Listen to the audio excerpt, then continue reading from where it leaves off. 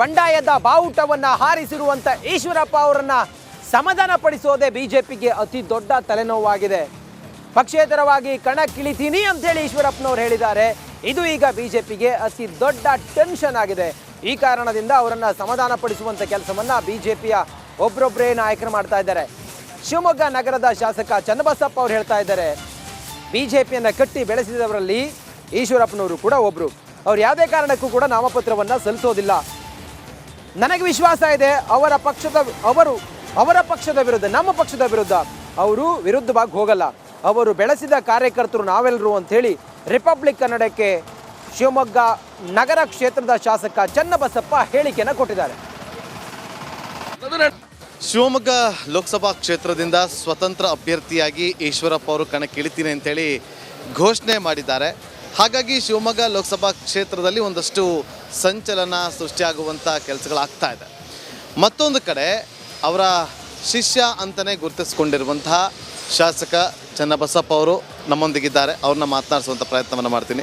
ಚನ್ನಬಸಪ್ಪ ಅವರೇ, ಈಗ ಈಶ್ವರಪ್ಪ ಅವರು ಸ್ವತಂತ್ರ ಅಭ್ಯರ್ಥಿಯಾಗಿ ಕಣಕ್ಕಿಳಿಯೋದು, ಅದು ಶಿವಮೊಗ್ಗದಿಂದ. ನಿಮ್ಮ ಮೊದಲ ಪ್ರತಿಕ್ರಿಯೆ?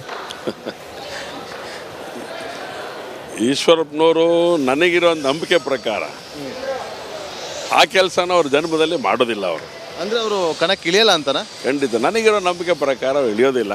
ಯಾಕೆಂದರೆ ನೋವಾಗಿದೆ. ನೋವಿನ ಬಗ್ಗೆ ಹಿರಿಯರಿದ್ದಾರೆ. ಹಿರಿಯರೆಲ್ಲರೂ ಕೂಡ ಅವ್ರ ಜೊತೆ ಮಾತುಕತೆ ಮಾಡ್ತಾರೆ. ಸ್ಪಷ್ಟ ಮಾಡಿಕೊಂಡು ಅವರಿಗೆ ನ್ಯಾಯ ಸಿಗೋ ರೀತಿ ಒಳಗಡೆ ಏನು ಆಲೋಚನೆಗಳಾಗಬೇಕು ನಮ್ಮ ಪಕ್ಷದ ಹಿರಿಯರು ಮುಖಂಡರು ಮಾಡೇ ಮಾಡ್ತಾರೆ. ಮತ್ತು ಹೇಳಿಕೆಗಳು ಈಶ್ವರಪ್ಪನವರು ಪಾರ್ಟಿ ಬೆಳೆಸಿರೋರು, ಪಾರ್ಟಿ ಕಟ್ಟಿರೋರು. ಸೊ ಹಾಗಾಗಿ ಅವರಿಗೆ ಅಸಮಾಧಾನ ಆಗಿದೆ, ಬೇಸರ ಆಗಿದೆ. ಅದನ್ನೆಲ್ಲ ಹೇಳಬೇಕು, ಹೇಳ್ಕೊಂಡಿದ್ದಾರೆ.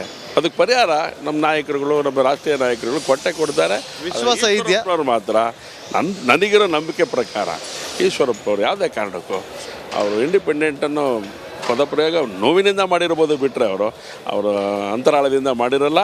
ಯಾವುದೇ ಕಾರಣಕ್ಕೂ ಭಾರತೀಯ ಜನತಾ ಪಾರ್ಟಿ ವಿರುದ್ಧವಾಗಿ ಹೋಗುವಂಥ ಒಂದು ಮಾನಸಿಕತೆ ಈಶ್ವರಪ್ಪನವ್ರ ದಾಯ್ಮಾನದಲ್ಲಿ ಇಲ್ಲ ಅಂತ ನಾನು ಅಂದ್ಕೊಂಡಿದ್ದೇನೆ. ನಿನ್ನೆ ಸಭೆಗೆ ನಾನು ಕೂಡ ಹೋಗಿದ್ದೆ. ಅಲ್ಲಿ ಸಭೆಯಲ್ಲೆಲ್ಲ ಚನ್ನಬಸಪ್ಪ ಅವರು ಬರೋದಕ್ಕೆ ಎಲ್ಲರೂ ಕೂಡ ಕಾಯ್ತಿದ್ದಾರೆ. ಚನ್ನಬಸಪ್ಪ ಅವರು ಬರ್ತಾರೆ ಅನ್ನೋ ನಿರೀಕ್ಷೆ ಇತ್ತು ಎಲ್ಲರಲ್ಲೂ ಕೂಡ.